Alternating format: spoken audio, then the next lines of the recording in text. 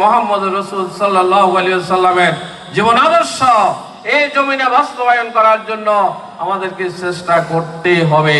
তাহলে যে আল্লাহ রাব্বুল আলামিন যে জন্য আমাদেরকে দুনিয়াতে প্রেরণ করেছেন আমরা সেটা বাস্তবায়ন করতে পারবো। কারণ আল্লাহ রাব্বুল আলামিন পরিষ্কারভাবে কোরআনে কারিমে ইরশাদ করেছেন এখানে দুটি দলের অস্তিত্ব থাকবে, তৃতীয় কোন দলের অস্তিত্ব থাকবে না। আল্লাহ রাব্বুল আলামিন ইরশাদ করেছেন আল্লাযীনা আমানু ইউকাতিলুনা ফি সাবিলিল্লাহ ওয়াল্লাযীনা কাফারু ইউকাতিলুনা ফি সাবিলিত তাগুত। যারা ঈমানদার তারা সংগ্রাম করবে কার পথে? আল্লাহর পথে।